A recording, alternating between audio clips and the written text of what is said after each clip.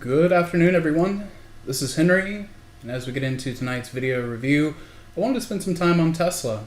So Tesla has spent the majority of the year to this point, or at least the first Q1 of 2026, in a significant bearish trend, but there's a lot of things that have unfolded here that lead me to believe that the bottom is in, right? So the biggest part, as we start to think about kind of the campaign that this thing is going through, again, this is the beginning of the year, where we're clearly in a bearish trend, but this most recent advance is the one that really caught our eye, because you can see how this advance is so much more significant, right? It's a much larger point value advance than what you saw through here, right? So you have all of these rallies and all of those advances were unable to shift the bearish trend.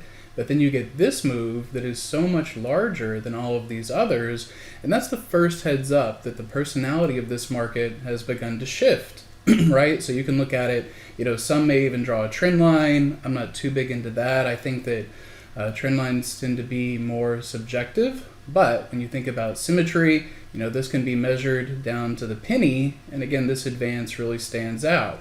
Now, inside that advance, the other kind of most interesting part of this, especially if you study Fibonacci, is the pullback, right? So we get the advance that is a little bit different than all of the previous, and then look at how you pull back exactly to the 618 retracement, right? So we made this low right here on the 27th. It holds that proportion just about to the tick, and then we go on to recover the 21 EMA and have a pretty nice day today. So again, I am of the opinion that the low is in. I don't think we're going to be getting under 364, and there are a couple of ways to trade this.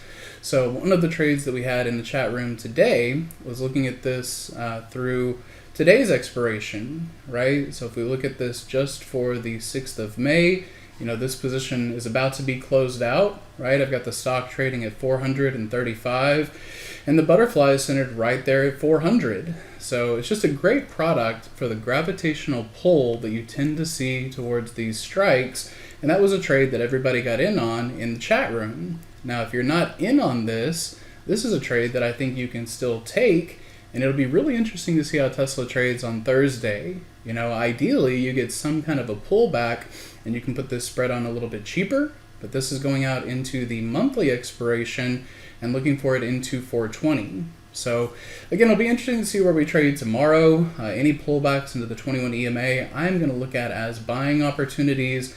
And then, of course, the other really fascinating thing about this chart is that if we do believe that the low is in, well, then it is just a matter of time until we reach up into the 1618 extension of this move.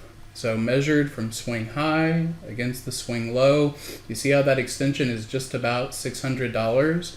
And I know it's going to take, a lot of time. I don't know the exact timeline, but we've got to think about Tesla building out that terafab, right? What have we been seeing from NVIDIA? You move over into AMD, clearly the demand for these chips is just out of control. So as Tesla starts to enter that space, I think that is what's going to be the main driving factor that takes us up into 600. So I hope that gives you some spread ideas. We've got a lot more to dive into in the members video over at Simpler Trading. So I hope to see you there or in the chat room tomorrow. Hey traders, this is Henry with simplertrading.com. I wanted to thank you for watching today's video. I hope you found it helpful. And if so, be sure to click the like and subscribe buttons down below. If you would like to also see me putting these ideas into action and trading my own account live in front of you, be sure to sign up at simplertrading.com, and I hope to see you in the chat room sometime soon.